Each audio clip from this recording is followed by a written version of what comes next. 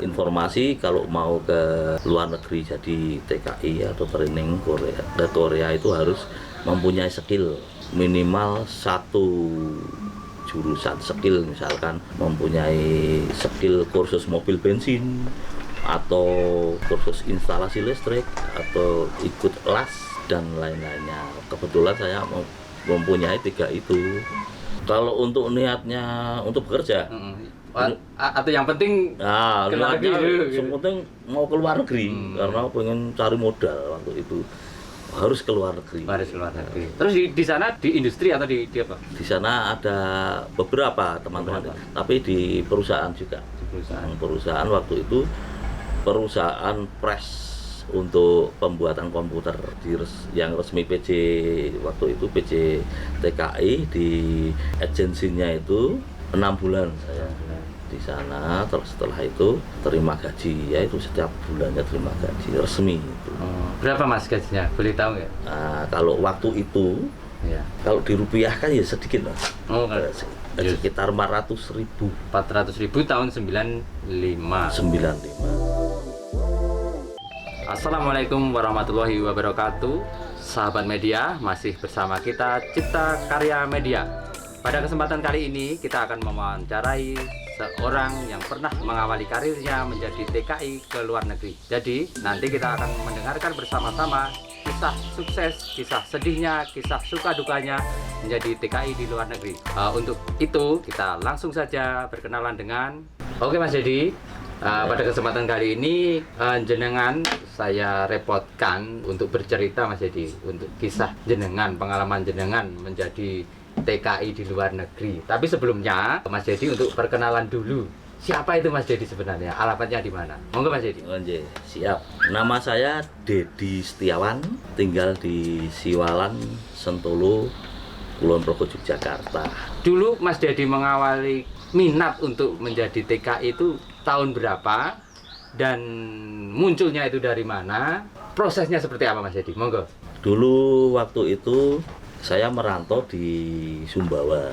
Ya, waktu itu merantau di Sumbawa tahun 90. Tahun 90 ada keinginan menjadi TKI ya. TKI itu karena ada teman yang sudah sukses sampai ke Jepang waktu itu.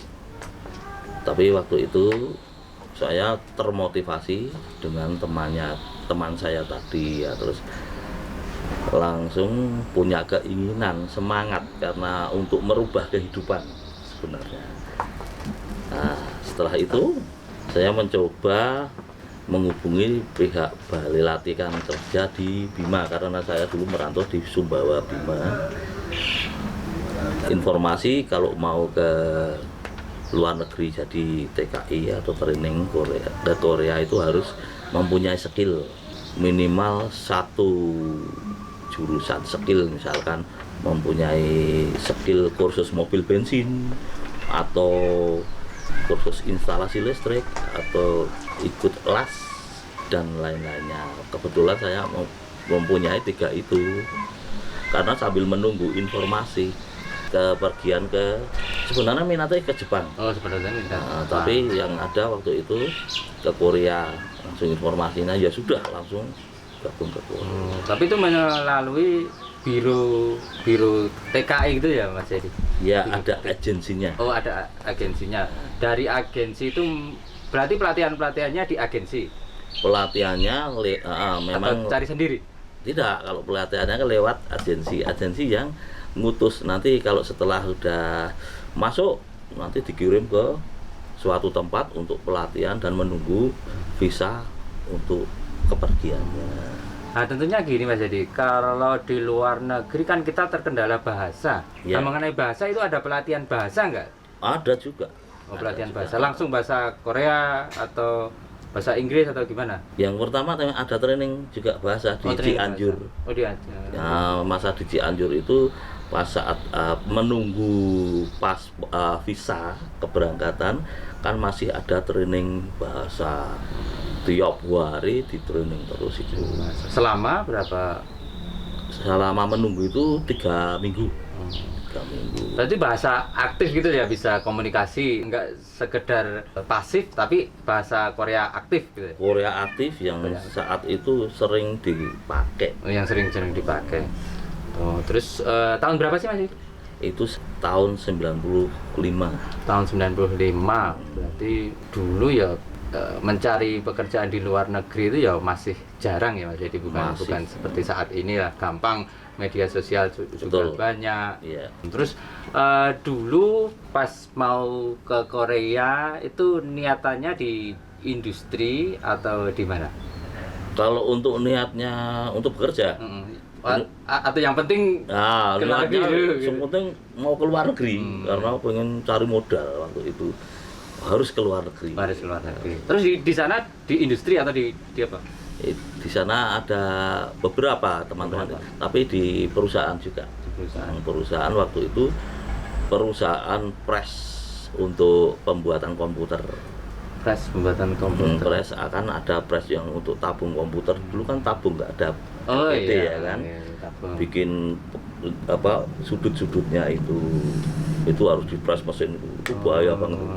Pekerjaan yang sheet metal gitu ya. Wah, mengerikan. Oke, berarti itu pada waktu langsung ke sana langsung ke industri PT itu. Saat itu sama agensi dikirim, terus di sana ada pelatihan di mes juga. Pelatihan lagi di sana, nunggu masa 3 hari, dijemput sama bosnya yang mau mengambil trainingnya itu PJTKI itu. Orang Indonesia juga atau orang Korea? Orang Korea. Kalau yang ngambil kan orang Korea, tapi perantaranya kan orang Indonesia. Di sana berapa calon karyawan? Waktu itu 400 orang. 400 orang. Jadi enggak putra-putri. Putra-putri. Jadi enggak terus kebingungan kok enggak ada temannya gitu enggak ya? Enggak sih, seneng. Pokoknya di sana seneng. Kalau yang resmi seperti itu ya? Seperti itu. Tapi ada teman yang enggak resmi, maksudnya kenalan di sana yang orang Indonesia yang itu malah enggak resmi, terus hidupnya agak susah gitu. Ya ada sih. Banyak ketemu ya di sana ya. Oke. Berapa tahun Mas di sana Mas? Di sana kalau saya ya sekitar 4,5 tahun. 4,5 tahun di PT yang sama Di atau PT. pindah berapa kali? Kalau yang saya cerita sih resmi ora ini. Resmi Mas. Itu kalau saya yang resmi PJ waktu itu PJ TKI di agensinya itu 6 bulan saya di sana. Terus setelah itu terima gaji, ya itu setiap bulannya terima gaji resmi itu. Berapa Mas gajinya? Boleh tahu nggak? Nah, kalau waktu itu Ya. kalau dirupiahkan ya sedikit Mas. Sekitar 400.000.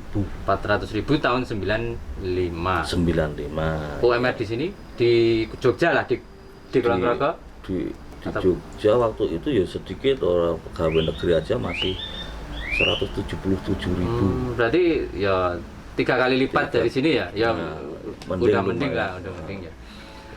Terus selama 4,5 tahun di sana, otomatis Mas Dedi tetap ingat kampung halaman lah. Wah ya, kan?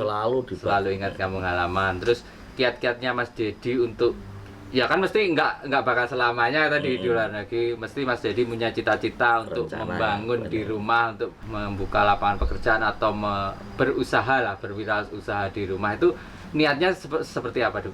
Ya itu tadi, awalnya saya terinspirasi atau terdoktrin ya? Terinspirasi ya. Teman saya yang ke Jepang pulang bawa video kamera itu. Wah, dalam benak, saya sudah mempunyai skill foto. Wah, ini saya mau pengen ngembangkan video.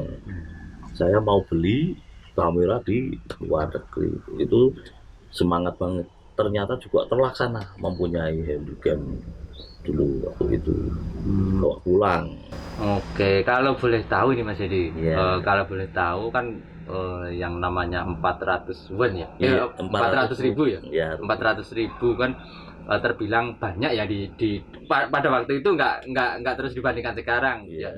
ya, dengan keinginan cuma dulu itu membeli handycam dan ternyata itu malah lebih kan, kalau dibilang itu lebih, dan sisa-sisa uangnya itu otomatis ditabung atau dikirim ke Indonesia. Itu buat apa aja Mas Dedi? Buat beli tanah kah atau buat bangun rumah, bikin usaha apa gitu? Ya waktu itu saya setiap bulan hampir transfer terus ya. Ya.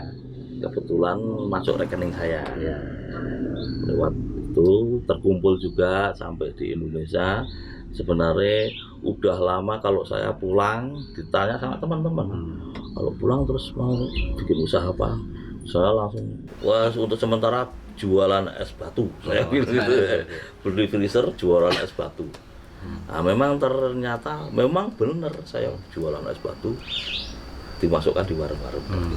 Ya, menurut cerita itu kan 95 kan saya masih kecil. Iya. Nah, itu saya dengar cerita dan menyaksikan langsung karena sukses story-nya itu saya juga tahu dulu waktu kecil itu. Iya. Itu Mas Dedi itu sempat menjadi supplier es batu Nah. terbesar di Sentolo ya.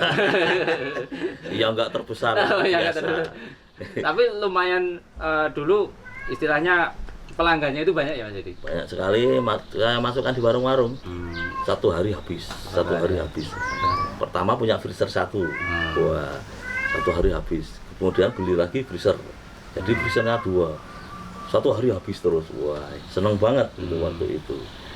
Pengembangan usaha yang lain sambil berjalan. Terus saya buka studio musik. Ya, itu studio musik. mencoba kan, belum ada yang punya, ya ada sih. Terus sama video dan foto.